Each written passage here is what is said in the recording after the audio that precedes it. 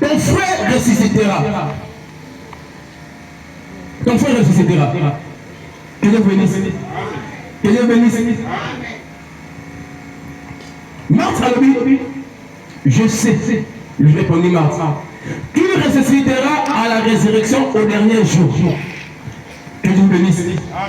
Marthe a dit, pour monter comment, il y a des en face. Amen.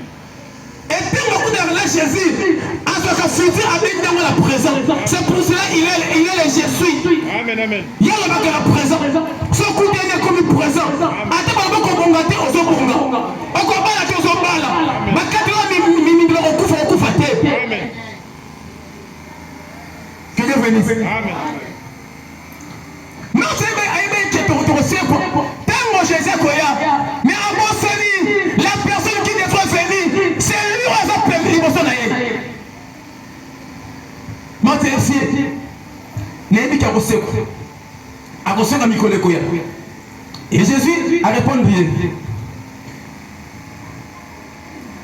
La verset est dans le Bible.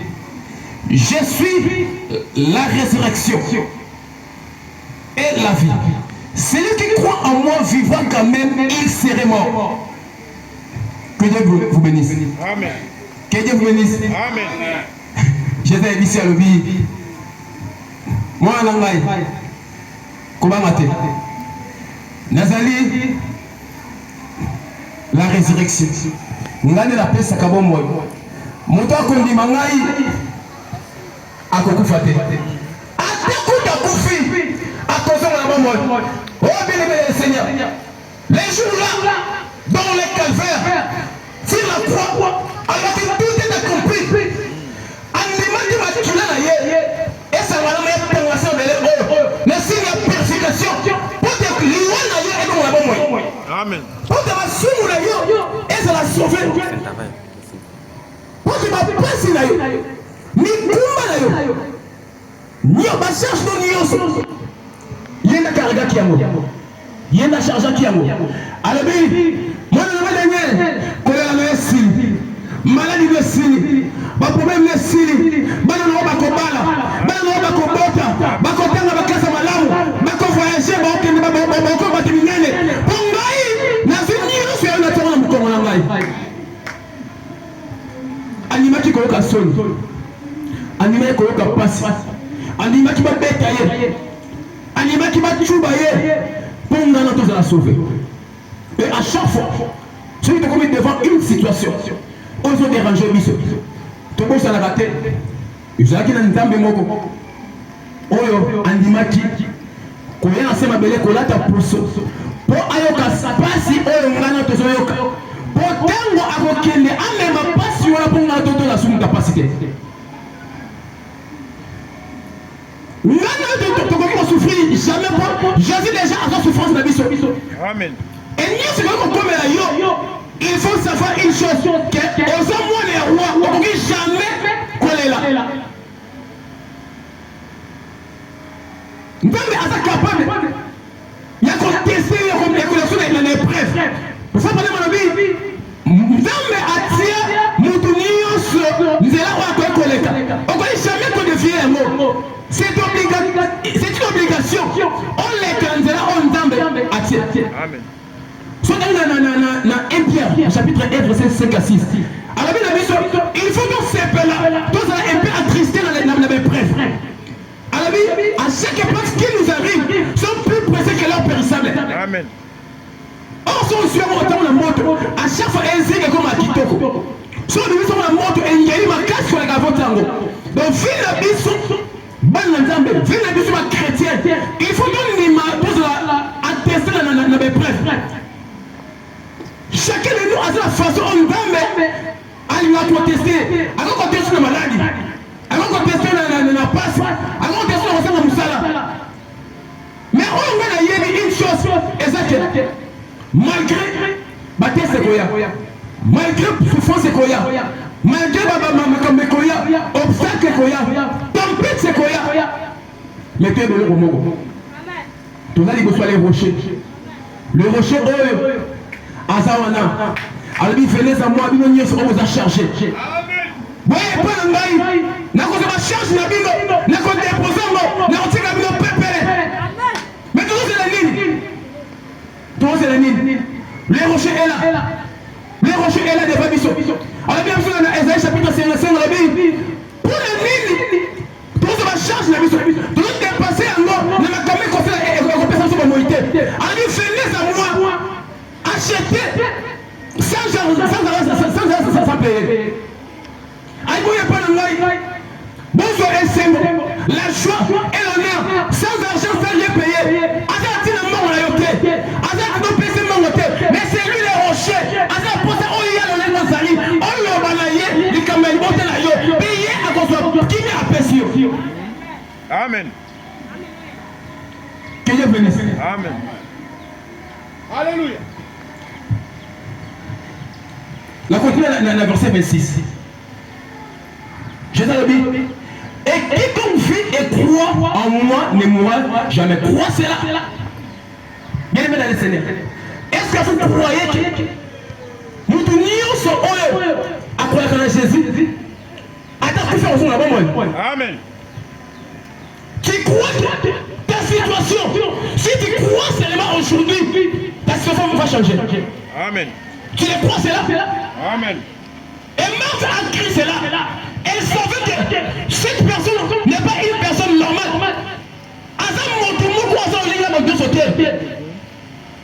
Il faut la saisir dans le Wanaïe. La prédication dit sa parole. Nous sommes ceux qui essaient de constater la terre. Et ça qui abandonnera le bâtiment, on a le bâtiment qui a aussi. On nous a ma à la terre. Amen. Ce qui a le bien, commencé qu'à Yebi. Pas à Yebi Souka, avant Ebandé. Il faut qu'on tenir une dame dans le Malobanaïe. Il faut qu'on simba une dame dans le Malobanaïe. Et la Bible continue, la Bible dit. Marthe dit, oui Seigneur, je crois que tu es le Christ, le Fils de Dieu qui devait venir dans le monde.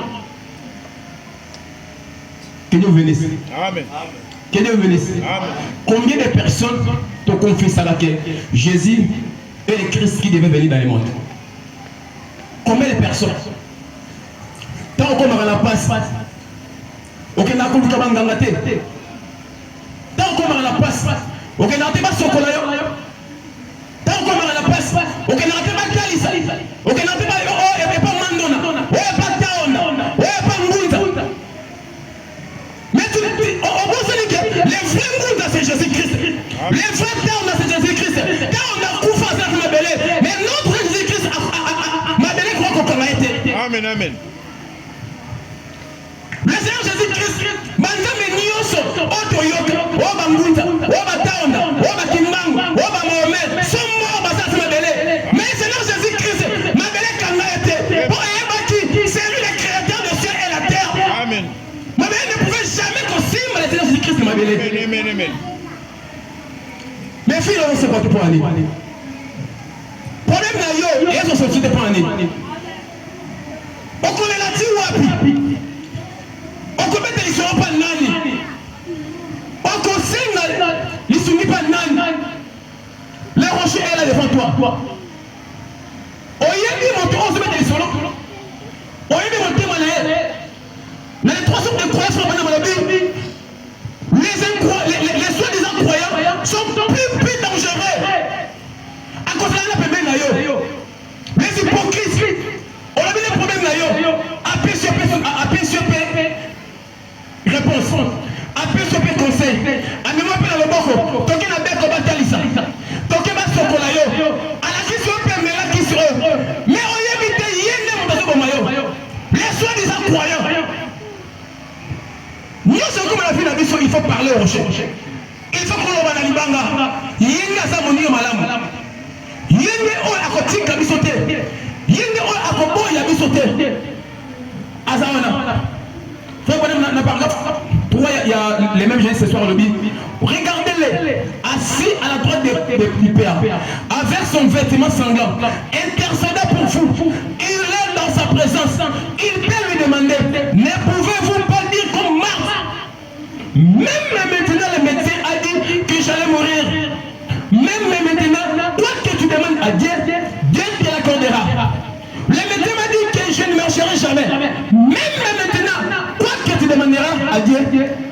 te l'accordera. Amen. Que Dieu bénisse. Amen. Il est dans la présence de Dieu, assis à la droite du Père, intercédant pour nous.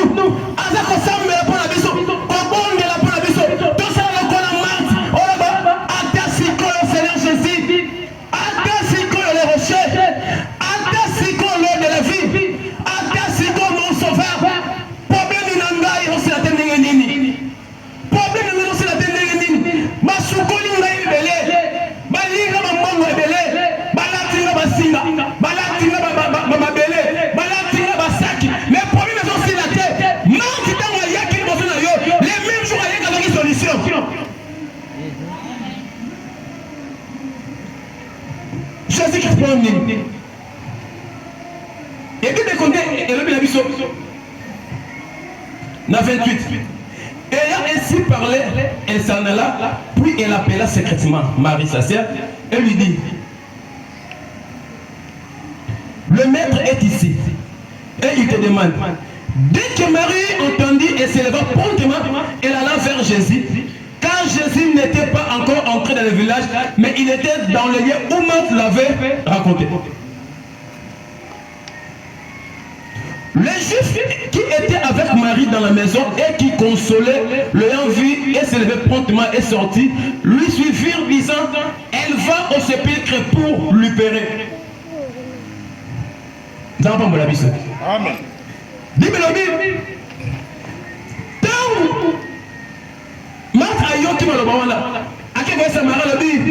maître est ici.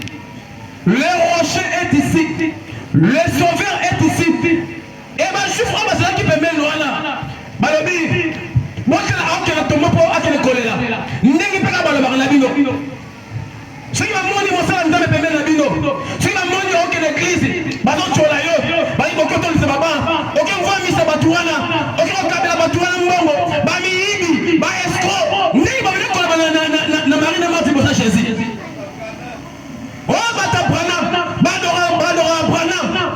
N'est que baba bani comme la marti na Marie. Mais même pour Marie, bakana matoy. Ba ibe batu bakana koloba. Batu bakana kochola. Batu bakana kofinga. Mais tout les rochers, allez battre à la blague comme moroté. N'avait pas le battu.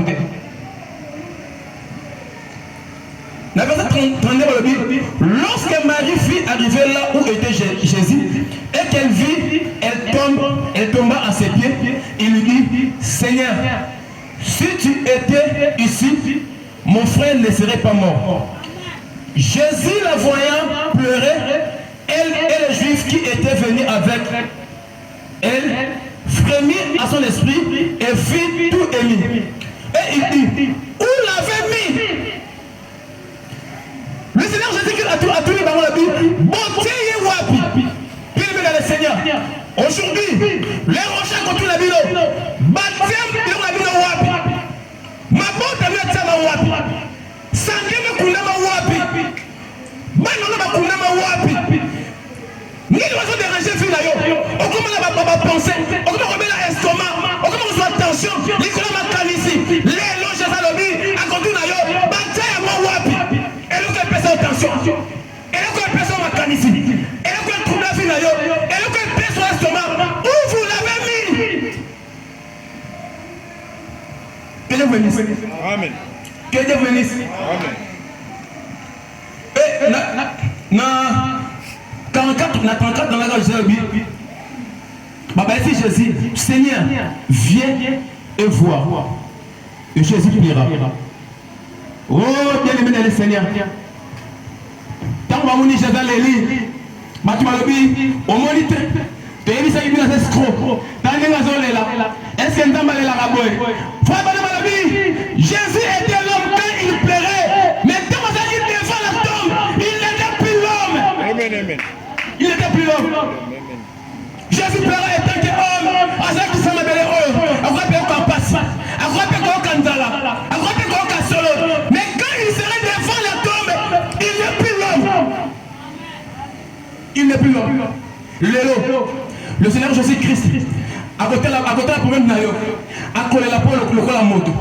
akoka passe le la moto mais tant ko yali boso na yo ali boso tombu na yo ali maboko esimba fi na yo na maboko esimba boso na yo na maboko esimba santé na yo na maboko esimba problème na yo ali c'est moi le maître de cette personne nani mkona ye nani sauveur na ye nani mtambe na ye qui n'a plus le droit de retenir ceci laisse-lui. Amen. Amen. Que Dieu bénisse. Amen. Que Dieu bénisse. Amen. Dans 37, Bible. Et quelques-uns d'entre eux dirent, lui qui a ouvert les yeux de l'aveugle, ne pouvait-il pas faire aussi que cet homme ne mourit point? Et dans les bâtiments, la Bible m'a vu la Bible. Yom to simba bambongo, yom to tomala mituka, yom to kena bapoto, yom to sama kamba boye. Tala ndengo komi. Est-ce que okoki kosonga te? Okoki kosenga nzambe na yo te?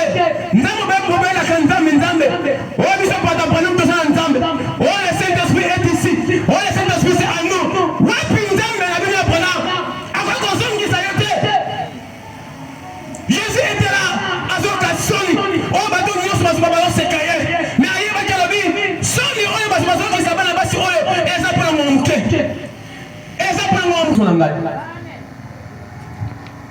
Que Dieu bénisse. Amen. Que Dieu bénisse. Le verset 38. Jésus frémissait de nouveau en lui-même et rendit au sépulcre. C'était une grotte et une pierre étaient placées devant. Jésus ôtait la pierre. Marthe, la sœur du mort, lui dit, Seigneur, ils sont déjà, car il y a 4 jours qu'il est déjà là. Le rocher a eu l'émotion, il y a tombeau. Oh, parce que Lazare est là qui n'a libanga.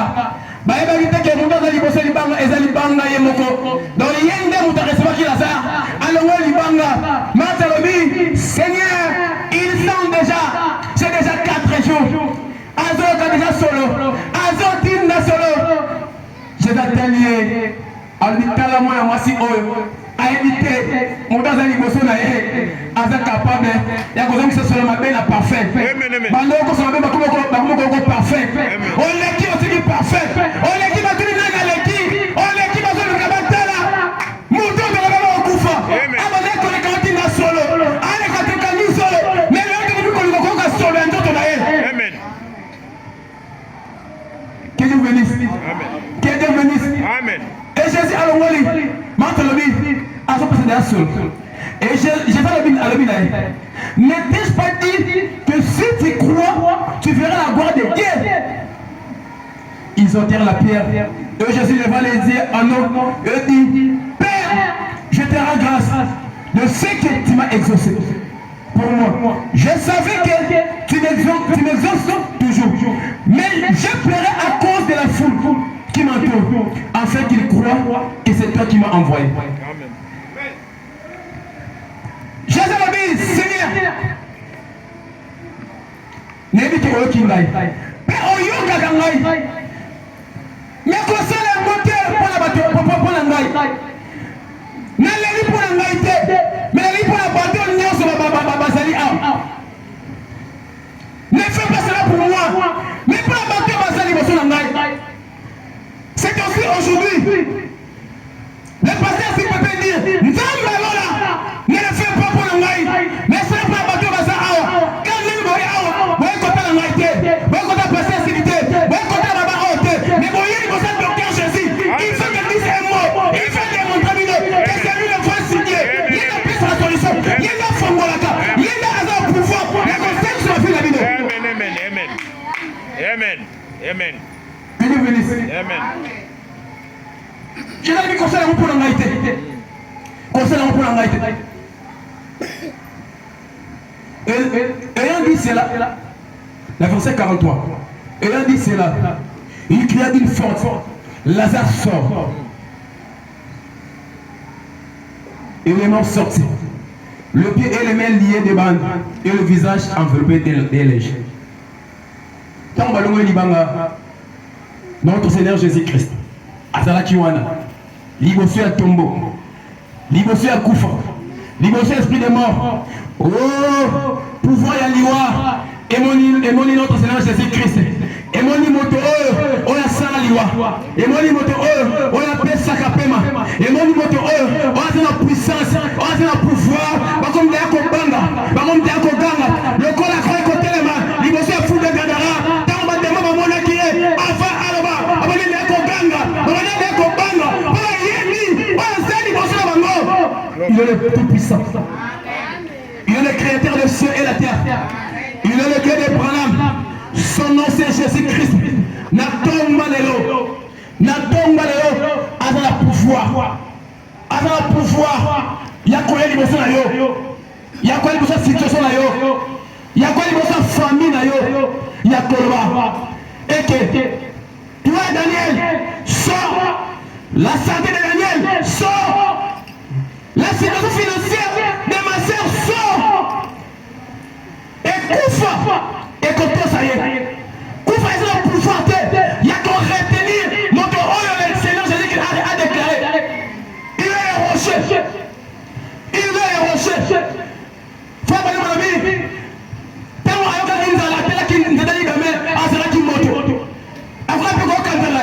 Mais tant qu'on a dit qu'il y a 5000 personnes, il est bien le Dieu tout puissant. Il est bien le créateur de ciel et la terre. Montasana du loco nyoso. Après qu'on laisse à votre nyoso. C'est lui le vrai rocher. Mais il m'a dit Seigneur. La journée est là. Lazare n'est pas dérangé. La journée est là. Lazare n'est pas dérangé. C'est comme Marthe. Tu es ici le coup de Marthe. Il faut un service à Lazare d'ailleurs. Ton frère Lazare a besoin de toi. Ne fermez pas mon côté. Aucun n'a mon côté. Mon frère a besoin de toi. Tu es le rocher. Tu es la vie et le chemin et la vérité. L'homme est là comme moi. Pour un décollangai. Azabambo. Mais dit qu'elle est là. Après, on a un kélangai. Mais les gens pour ça. Tant qu'on a un kélangai. Papa nangai. Après ça, on va témoignage. Que Boya qui est l'église. Ton témoignage qui n'a pas dans le Zambé. Il est ici. Le rocher est ici. Ça ne pas fouiller dans le mission. Bon, la presse n'est pas allée à le rocher est ici. Et l'élo, il est au rendez-vous. Si tu crois seulement à ce niveau, malgré croire caca. Que Oyo, Okoloma, attends l'élo. Nous avons à quoi répondre. Que Dieu vous bénisse. Amen, amen. Amen, amen, amen. Amen. Tout est missionnaire.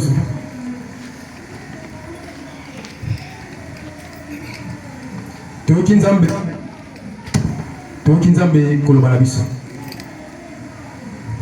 C'est lui le vrai rocher. C'est lui le véritable rocher. Amen. Il est ici. Amen. Parmi nous. Asa awa na kati na biso. Alobi tout ça lokola Marthe. Marthe le Monsieur Jésus-Christ. Atalaki monene ya situation te ya liwate. Atalaki pouvoir oyo Jésus atalaki nango.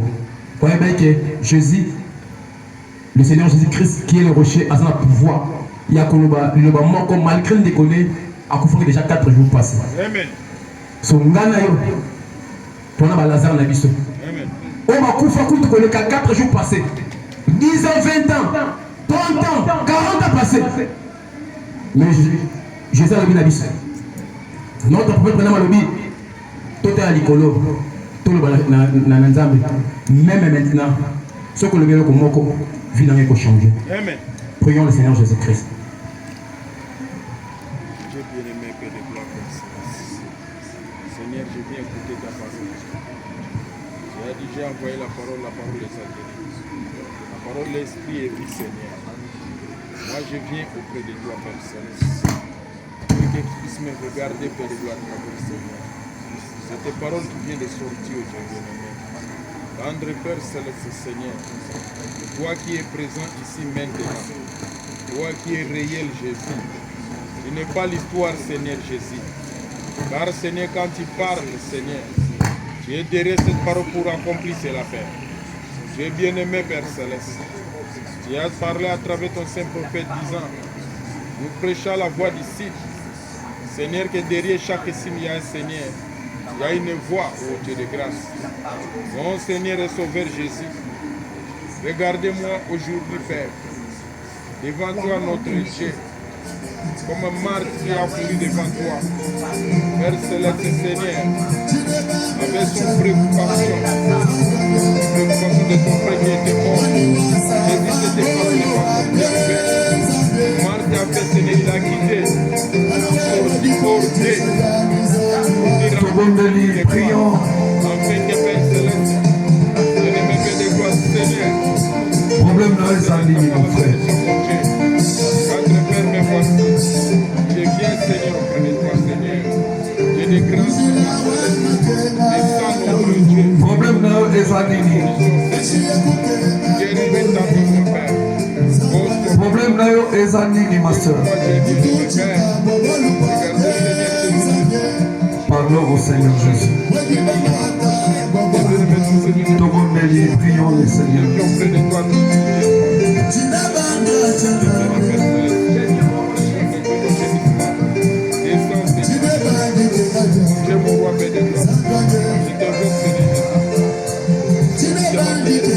Prions le Seigneur.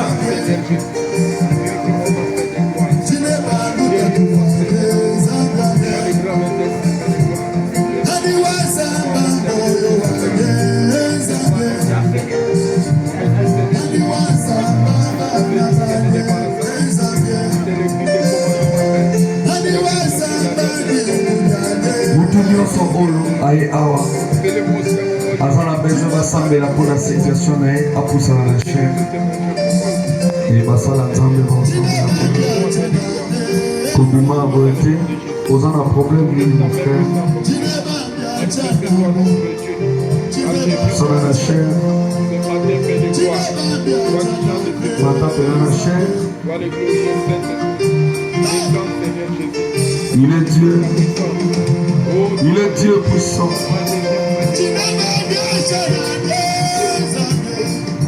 Vous avez un problème pour la santé, non? La Bible dit dans Hébreux 13:8, Jésus-Christ est le même hier, aujourd'hui, éternellement. Toyaki a mutualité, toyaki mozikité, toyaki panzambe. Alors tu vas le balancer. Toujours pas problème en finance, toujours pas problème et belé. Mais les lots, ils sont capables de la foi où nous en avons. Il y a un problème où nous en avons sort. Koloba pe na finance na yo esike kanama ki efungwama. Utakoyo koloka yo azate. Ozana kati ya promesse mwana ngai. Pendant que vous priez dans mon thème, on a une peu de foi. Tant que vous avez alobi na ngai kende na lufu, ngam na tindi okuna. Naebaki te na kobanda wapi. Alobi na nga koma na Macon. Amoni vision Macon face à Macon, bikoma wana. Okomona mutu moko aza lobana ainsi par le Seigneur. Ngai nzambe na tindi yo. Pesanga lupango. Or, bandeko kama misutango na bakso foi. Dieu a dit ça. Na ye na komi na Macon, mes frères. Na beti porte. Donc il est dans le cas responsable de la vie. Mes frères, shalom, bon dia. Merci par le Seigneur. Nzamba lobina yebiso pesanga lupango na cha église. Atuninga nzambe nini. Jésus-Christ qui peut dire amen à ça. Amen. Frère, quand nous allons concentrer, nous avons un message. S'il y a des riches, c'est dans le message de frère Branham. N'a pas quoi là, il y a des grands frères. Il vient, nous comme le pasteur en haut. Après c'est ma beauté. Il m'a dit, bien ainsi par le Seigneur. Nzamba lobi opesanga lupango na cha église yana baba lobi na lekile oh mutu nzambe mutu alobi na yo lingo combattre kende kopesa ye lupango bandeko Yesu mutatindi biso le rocher est ici nettoyer place pour lui nzambe lupango pesinga yango sko nasala tonga ndako abinga moko nazotonga ndako na ngai nakopesa mbongo nga moko bandeko tosali ata un mois te tala nde totongi alors nzambe atindi biso ate po tosala muziki. Voilà pourquoi aujourd'hui mes frères, s'il y a des faux pasteurs, il y a aussi des vrais pasteurs. S'il y a des fausses onctions, il y a aussi des vraies onctions. Je connais ces petits ministères que Dieu nous a donnés. Namoni batama boma kozonga normal na ministère. Nous avons prié pour des fous. Moutazali boma plusieurs années. Maleki na cher azongi bien. Moussous abimi na ndenge moko auti kuna ye à côté. Je vis des pauvres. Ba na ministère ba pauvres sans mutuka sans eloko. Lelo kene na Luando tamo. Je vis des gens. Bah, malade, il a déclaré à Kokufa.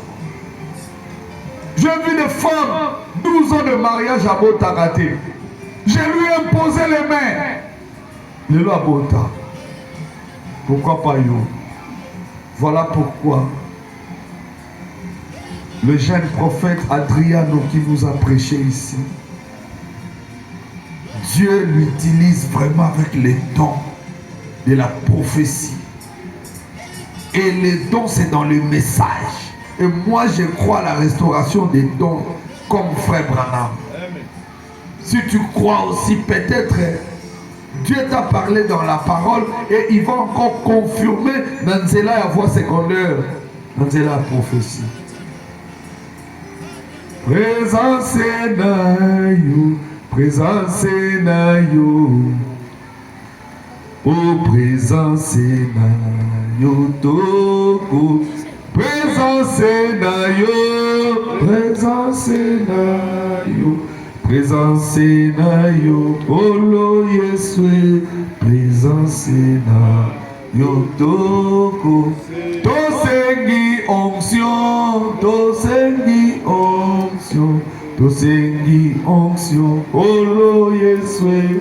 Tosengi onction toko. Toto m'a beaucoup likolo, aux œuvres sans de problème là. Pendant que nous allons imposer les mains à la tête. Alléluia. Ma frère, mon panjo, ma sœur, mon panti na bango. Yo peux pour nous tikali. Nous allons distraiter. Ne soyez pas distraits. T'as la chair. Vous opposez là, la profondeur appelle la profondeur. Lelo, c'est une journée où sous pour là. Bonne la main de sa voix prière. Main de sa voix de Golangata yom to fandi na sima. Okobima ndemo ya kite mon frère. Soyez dans la foi, ils appellent ma frère. Prions le Seigneur. Tout bon de lui.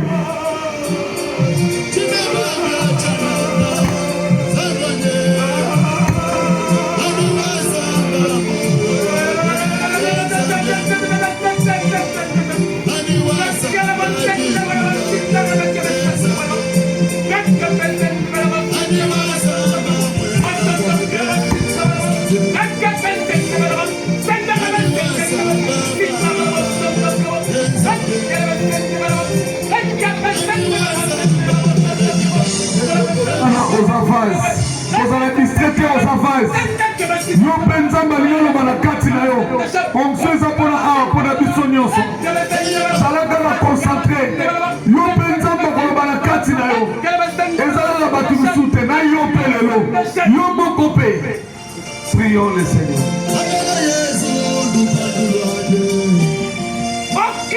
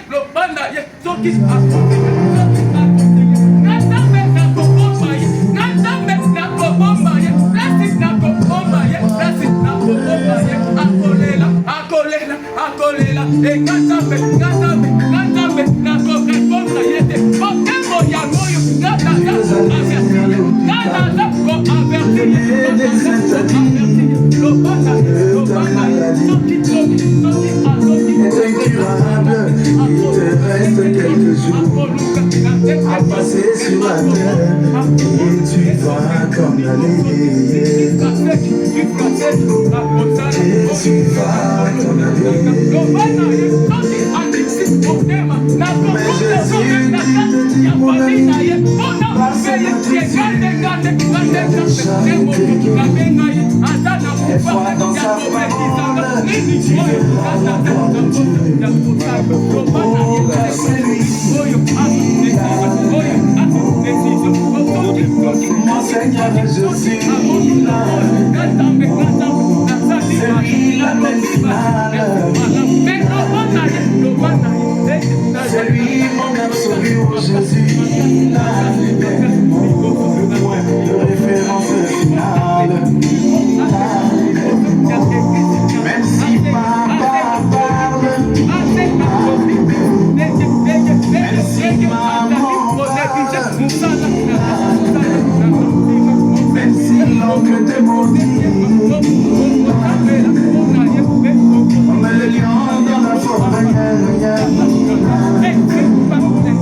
La bougie, c'est le silence.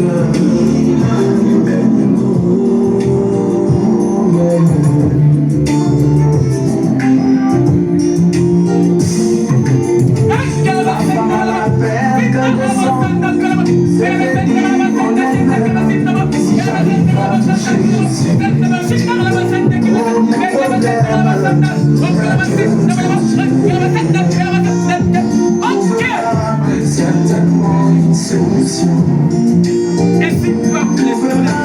Certainement son épilogue. Ah, moi je sais pour moi Jésus, c'est lui le Jésus suprême. Au-dessus de lui, il n'y a personne. Voilà pourquoi il jure par lui-même. Et sa parole n'a pas de retour. Elle est sans appel.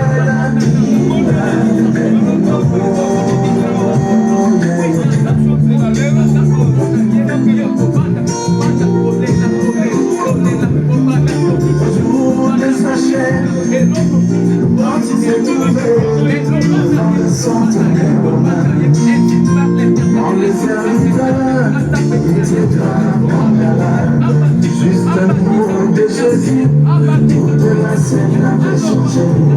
Juste un mot de l'envoi, toute la scène avait changé. Tout cela pour vous oh, Jésus. On met les lions dans la fourrière. C'est le silence. C'est lui ma solution. C'est lui ma guérison, Jésus. C'est lui tout pour moi.